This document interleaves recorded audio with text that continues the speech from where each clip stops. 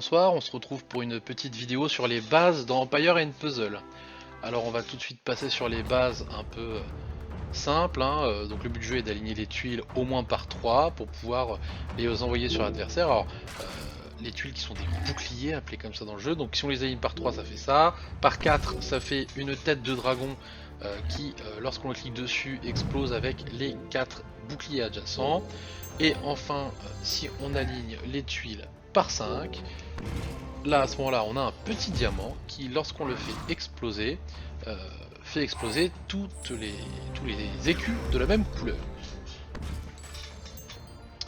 Contrairement aux autres jeux de ce type qui entre guillemets n'ont pas de pouvoirs spéciaux, sur Empire and Puzzle on a des pouvoirs spéciaux comme par exemple le miroir de flamme de Mitsuko que je viens de lancer et qui entre autres, outre le faire de faire des dommages, va donc mettre ce qu'on appelle des effets appliqués. Alors les effets appliqués, comme vous pouvez le voir, c'est marqué ici, hein, augmentation de santé et renvoyer les dégâts, ont une durée. Et il faut savoir que si vous lancez plusieurs effets appliqués du même type, à ce moment-là, le nouvel effet va remplacer l'ancien. Ça sous-entend qu'il faut bien timer ces effets appliqués afin de ne pas écraser un meilleur effet avec un nouveau.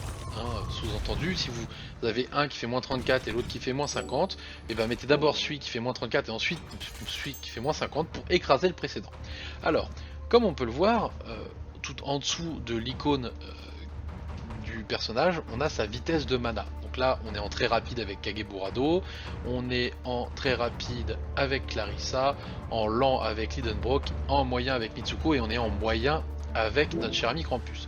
Qu'est-ce que ça veut dire? Ça veut dire qu'il va falloir un certain nombre de tuiles pour pouvoir déclencher les effets spéciaux, les pouvoirs, les habilités spéciales de nos personnages, à savoir 13 ennemis pour le très lent, 12 pour le lent, 10 pour le moyen, 8 pour le rapide et 6 ennemis pour le très rapide.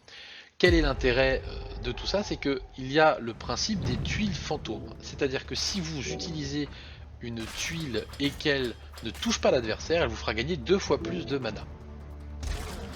Enfin, dans Empire, les malus de défense sont plus importants que les bonus d'attaque. C'est-à-dire qu'un malus de défense de 55 augmentera plus vos dégâts qu'un bonus d'attaque de 55%.